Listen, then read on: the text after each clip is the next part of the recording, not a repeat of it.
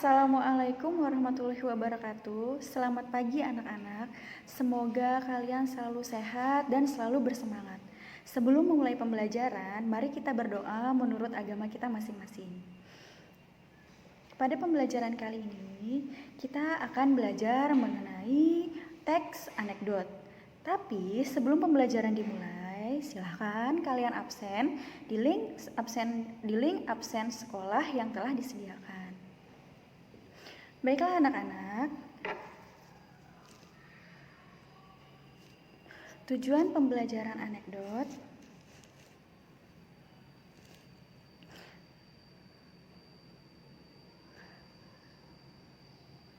ialah siswa mampu membuat teks anekdot, siswa mampu mencari unsur-unsur anekdot, siswa mampu membedah teks anekdot, dan yang terakhir adalah siswa mampu membuat teks anekdot. Mari kita masuk ke materi sesungguhnya. Pengertian teks anekdot. Teks anekdot adalah cerita singkat yang di dalamnya mengandung unsur-unsur lucu dan memiliki maksud untuk melakukan kritikan. Teks anekdot biasanya bertopik tentang layanan publik, politik, dan lingkungan sosial. Jadi, teks anekdot adalah teks lucu atau humor yang di dalamnya terdapat unsur kritikan yang ditujukan kepada tokoh masyarakat, baik itu politikus maupun tentang lingkungan sosial. Biasanya yang diangkat adalah isu-isu yang sedang hangat diperbincangkan. Begitu anak-anak. Selanjutnya, kita masuk ke struktur teks anekdot. Struktur teks anekdot ada 5. Yang pertama adalah abstraksi, orientasi, krisis, reaksi, dan koda. Mari Ibu jelaskan satu persatu.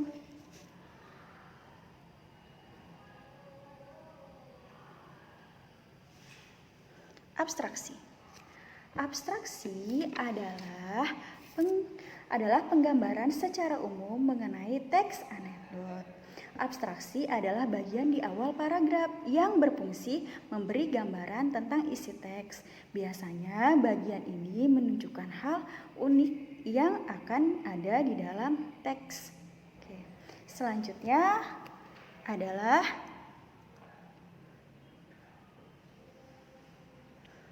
orientasi.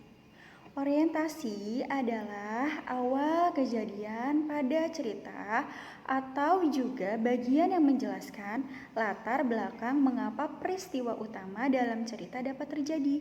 Jadi orientasi adalah masa pengenalan suatu teks di mana penulis memberikan pengenalan siapa tokohnya, kemudian daerah mana.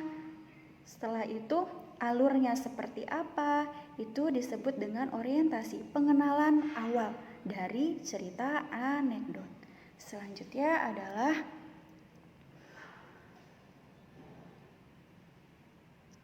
krisis.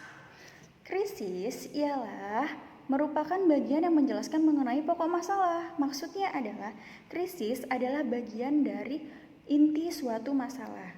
Jadi tidak hanya di dalam teks cerpen, novel terdapat krisis, di dalam teks anekdot juga terdapat krisis. Selanjutnya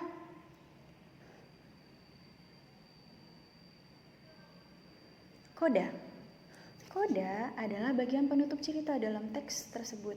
Biasanya koda terdiri dari dua ending cerita. Yang pertama itu ada bisa happy ending dan sad ending, atau akhir yang bahagia atau akhir yang menyedihkan. Selanjutnya adalah ciri-ciri teks anekdot. Yang pertama berupa teks yang mendekati perumpamaan. Jadi teks anekdot adalah teks yang di dalamnya terdapat sindiran, tetapi tidak secara langsung disebutkan di sindiran tersebut ditujukan kepada siapa, tetapi ketika pembaca membacanya dengan detail baru akan mengetahui sindiran ditujukan kepada siapa. Selanjutnya adalah menampilkan tokoh-tokoh atau figur yang dekat dengan kehidupan sehari-hari atau juga orang penting.